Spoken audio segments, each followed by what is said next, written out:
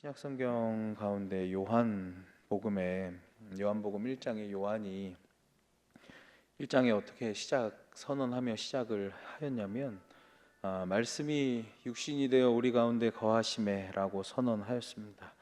예수님께서 우리 가운데 거하신다라고 선포하였습니다. 근데 그 선언이 오늘 여기 한 사람의 피부에 닿는 순간, 그것이 오늘의 본문의 모습이었습니다. 예수님의 성육신은 단순한 추상적 교리로만 끝나지 않고 실제 손끝에서 증명되었던 것입니다. 오늘 이야기에서는 한 나병 환자가 등장했습니다. 그가 예수님께로 와서 자신을 깨끗하게 해달라고 요청하였고 예수님은 그렇게 해주셨습니다. 나병 환자가 다 나은 후에 예수님께서 그에게 아무에게 아무 말도 하지 말고 제사장에게 내 몸을 보여라. 그 후에 예수님은 이제 동네로 들어가지 못하시고 바깥 외딴 곳에 머물러 계시고 거기 있던 예수님께 수많은 사람들이 모여들며 이야기가 마쳐지게 됩니다. 그래서 여기 한 나병 환자가 등장하죠. 당시에 나병이라 하는 이 병은 병명이라기보다는 판결에 가까웠습니다. 우리가 레위기 말씀을 쭉 나눴던 것처럼 레위기 13장, 14장, 13, 14에서 등장하는 이 나병은 우리가 알고 있는 그 한센병보다 훨씬 넓은 범위의 단어였습니다. 여러 종류의 피부병일 뿐만 아니라 심지어는 옷에 핀 곰팡이, 그리고 집 벽에 번진 곰팡이 얼룩까지 모두 이 짜라트라는 나병이라는 단어로 불렀습니다. 이 병이 옷 그리고 집의 벽까지도 적용된다는 사실은 이것이 의학적인 이 범주를 넘어서서 제의적인 범주임을 깨닫도록 합니다. 그래서 이 사람들의 회복도 치료가 아니라 정결함의 선언이었습니다. 그래서 이 레위기 13장에 보면 나병 환자에게 명령하는 하루는 이렇게 되었습니다. 이 사람은 옷을 찢고 머리를 풀고 윗 입술을 가리고 부정하다 부정하다 외치며 진영 밖에 홀로 거주하는 것이 이 나병 환자들의 하루였습니다. 근데 가장 잔인한 항목은 네 번째였죠. 자기 입으로 자기를 부정하다 부정하다 외치며 자신을 스스로 배제하는 선언을 끊임없이 반복해야 했다라는 것입니다. 다른 사람이 나에게 부정하다라는 낙인을 찍는 것이 아니라 그 낙인을 스스로 나에게 찍어야만 했습니다. 그리고 진영 밖에 홀로 거주하는 것, 이 단어는 예레미야 1장에서 함락되어 텅 비어버린 예루살렘을 묘사할 때 쓰이는 단어가 여기 쓰였습니다. 폐허가 된 도시에게 쓰었던 그 단어를 여기 나병 환자 한 사람에게 지금 쓰고 있는 것입니다. 하나님께서 진영 가운데 거하시기 때문에 부정한 사람, 부정한 것은 밖에 있어야 된다라는 법 때문이었습니다. 그래서 여기서 제사장은 의사가 아니라 판사였습니다. 제사장이 하는 일은 그 사람을 치료해 주는 게 아니라 판결을 내려주는 것이었습니다. 격리를 7일 동안 하고 7일이 지나면 다시 검사를 하고 안 나았으면 다시 7일 동안 격리를 시키고 최종 선고를 내려주죠. 그는 병을 고칠 수는 없었고 상태를 선언하고 판결할 뿐이었습니다. 그렇기 때문에 나병 환자들은 당시에 살아있지만 죽은 사람으로 간주되었습니다. 이 사람이 지금 예수님께 원한 것은 단순히 내 피부가 다시 나아서 깨끗해지고 좋아졌으면 좋겠습니다가 아니었던 것이죠. 이 사람의 삶 전체가 다시금 열려야만 하는 상황이었습니다. 예배도, 사람 간의 관계도, 자신의 인생도, 공동체 안에서의 삶도, 자기의 몸도 마음도 모두가 회복되어야만 하는 사람이었던 것이죠. 그래서 이 사람이 40절에 예수님께 나와 이야기합니다. 이르되 원하시면 저를 깨끗하게 하실 수 있나이다. 이렇게 예수님께 간구를 하죠. 이 사람의 말을 잘 읽어보시면 예수님께서 하실 수 있다, 하실 수 없다의 의심이 아닙니다. 이 사람은 지금 예수님의 능력을 의심하고 있지 않습니다. 그가 붙든 단어가 뭐냐면 원하시면입니다. 원하시면, 예수님이 원하시면. 오늘날 많은 사람들이 하나님 그리고 예수님께 갖는 가장 깊은 의문이 이 원하시면일 수도 있죠. 하나님께서 예수님께서 전능하신가? 능력이 있으신가? 라는 질문보다 그 전능하신 하나님께서 나에게 선하신 분이신가? 나에게도 이렇게 해 주시기를 원하시는 분이신가? 예수님이 나에게 이렇게 해 주시기 원하시는가? 이런 질문들 말입니다. 신학적 의심보다는 관계적인 의심이 우리 마음에도 있다라는 이야기입니다. 하나님께서는 전능하셔서 모든 걸 다 하실 수 있다는 건 아는데 나한테도 그러실 마음이 하나님 있으신가? 이런 생각들 말입니다. 이건 마음의 문제이고 우리가 실제로 삶에서 흔들리는 문제입니다. 그런데 예수님께서 뭐라고 대답하셨습니까? 41절에 보시면 이르시되 내가 원하노니 깨끗함을 받으라 이렇게 대답하시죠. 예수님이 원하신답니다. 주님 원하십니까? 그래 원한다. 이 한 단어로 말씀하시죠. 이 나병 환자가 조건을 넣어서 조심스럽게 주님께 여쭤보았던 이 질문을 그대로 받아서 한 단어로 대답해 주십니다. 원한다. 조건이 사실이 되는 순간이었죠. 어쩌면 오랜 시간 동안 사람들에게 배제되고 거절당해왔던 이 나병 환자 마음에 가장 어려웠던 생각과 어려웠던 마음과 믿음은 하나님이 능력이 있으시다, 하나님 전능하시다가 아니라 하나님이 나에게도 가까이 오고 싶어 하신다라는 이러한 믿음이 많이 흔들렸을 겁니다. 하나님에 대한 지식은 있는데 하나님 마음에 대한 확신이 없었던 것. 우리에게도 이런 마음이 있지 않냐라는 이야기입니다. 기도가 조건절로 변하기도 하죠. 우리가 삶을 살아가다 보면요. 혹시 이것이 주님의 뜻이라면 이루어 주십시오. 혹은 제가 주님께 감히 구하기 어렵지만 아니면 저같이 이러이러한 사람이지만 이러한 조건의 기도들이 들어있지 않냐는 겁니다. 이것은 겸손처럼 보이지만 어떻게 보면 미리 거절당하지 않으려는 방어이기도 하다라는 겁니다. 왜냐하면 기대를 낮춰두면 실망이 좀 덜하기 때문이죠. 그래서 이 나병 환자도 사실은 외부에서 이 사람을 배제를 시켰지만 결국 이 배제가 이 사람 안으로 들어왔던 겁니다. 그러니 아무도 밀어내지 않았는데 스스로 좀 물러나죠. 주님 원하시면 사람들이 날 불편해 하겠지. 나 같은 사람이 뭘.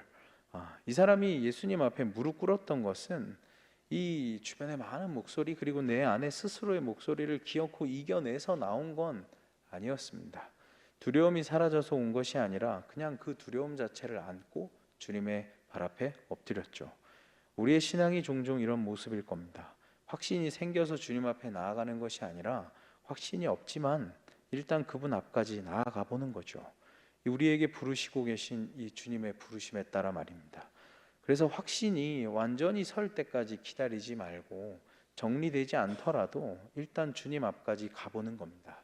그래서 이 나병 환자의 원하시면이라는 이 조건과 같이 그것을 들고 가보는 것이죠. 하나님께서는 꼭 정돈된 생각과 문장만을 받으시는 분은 아니시기 때문입니다.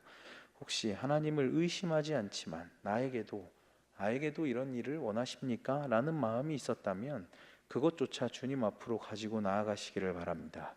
그리고 그 이후에 예수님께서 이 사람에게 손을 내밀어 주시죠.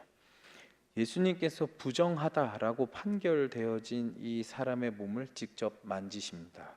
중요한 것은 예수님께서 이 사람에게 정결함, 깨끗함만을 주신 것이 아니라 이 사람이 가지고 있던 거리를 없애주셨습니다. 나는 너를 피하지 않는다라고 예수님의 손이 지금 이렇게 이야기하고 계십니다. 어쩌면 상처에는 그 해결책과 정답 이전에 이러한 따스함이 필요한 법이죠. 예수님의 사랑은 그 사람한테 가까이 가면 안 돼. 그 사람을 만지면 안 돼. 가까이 가서 말을 섞으면 안 돼. 라고 했던 이 이격된 거리까지 그 자리까지 찾아가시고 닿는 사랑이 예수님의 사랑입니다. 그리고 그렇게 닿을 때 예수님에게 부정이 옮아오는 게 아니라 예수님의 정결함이 이 사람에게 흘러가는 그러한 사랑인 것이죠. 마가가 41절에 기록을 이렇게 기록했습니다. 손을 내밀어 그에게 대시며 이르시되 라고 기록해 두었습니다. 저는 마가가 이렇게 어순을 기록한 게 의도적이라고 생각했습니다. 예수님이 손을 먼저 내미시고 그 사람을 만지시고 그 다음에 말씀하셨다. 만짐이 말씀보다 먼저였던 것이죠. 만지는 것 자체가 주님의 메시지였던 것입니다. 왜냐하면 율법 세계에서의 만짐은 방향을 가지고 있기 때문이죠. 부정이 정결에 닿으면 정결이 부정해집니다. 부정은 옮지만 정결은 옮지 않습니다. 부정이 강해서 그렇다기보다는 거룩은 보호되어야 한다라는 전제 때문입니다. 그런데 마가는 아무 설명 없이 계속 이야기를 이어나가죠. 곧 나병이 그에게서 떠나가고 라고. 부정이 옮아온 것이 아니라 나병이 떠나가 버립니다. 그래서 지금 마가는 이곳에서 새로운 거룩을 소개하고 있는 것이죠. 율법을 지키면서 만들었던 거룩함, 경리함으로 지켜졌던 거룩함이 아니라 닿음으로, 만져짐으로 정결하게 되는 거룩함이었습니다. 이것이 바로 십자가의 첫 모습이죠. 죄인의 자리에 닿으셨지만 죄가 그분께 옮아가는 것이 아니라 예수님의 의가 죄인들에게 흘러가는 모습이 바로 여기의 장면에 등장하는 십자가의 첫 모습이었습니다. 그리고 한 가지 더, 예수님은 이 사람에게 무엇이 필요하고 무엇이 간절한지 정확히 알고 계셨다라는 것입니다. 다른 사람을 고치실 때는 말씀이 먼저였지만 이 사람에게는 만짐이 먼저입니다.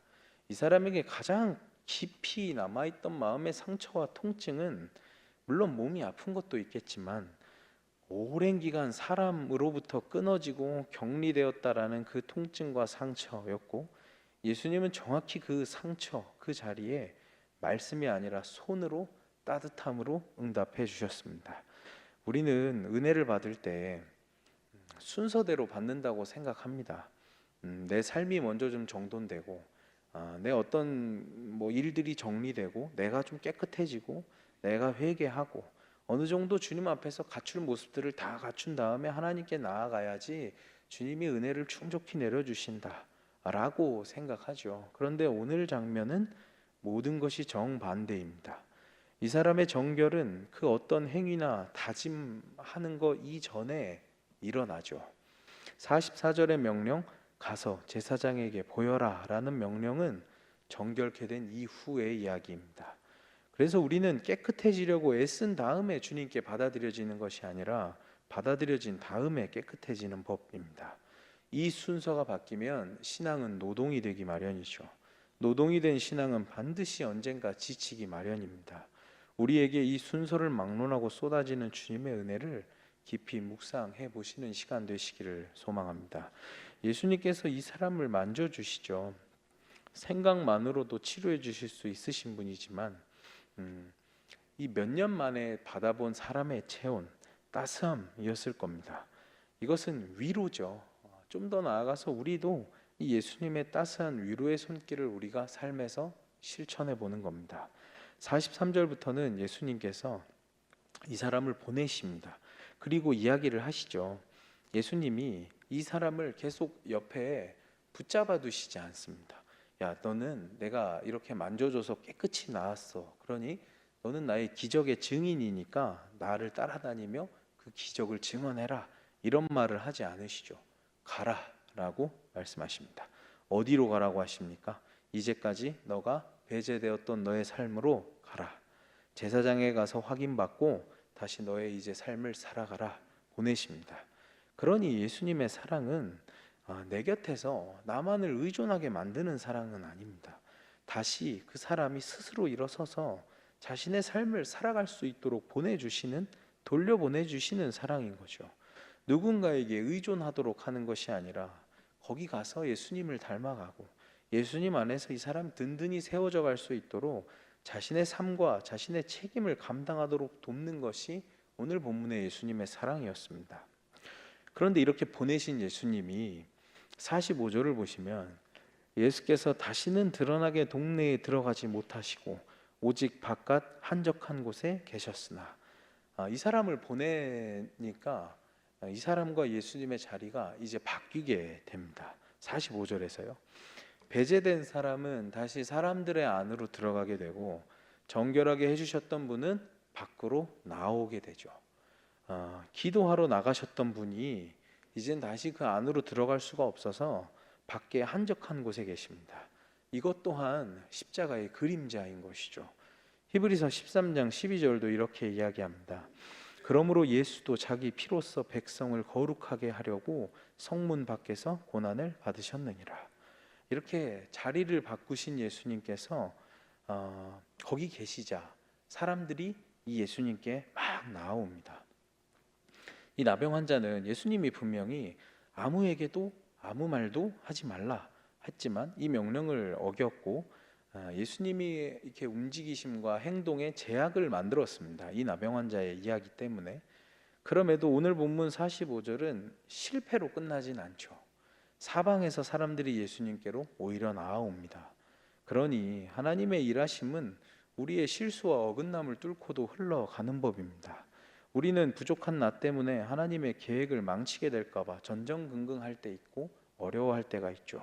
내 실수, 나의 부족함, 내 능력, 나의 성급함, 나의 어떠한 문제 때문에 두려움이 생기곤 합니다.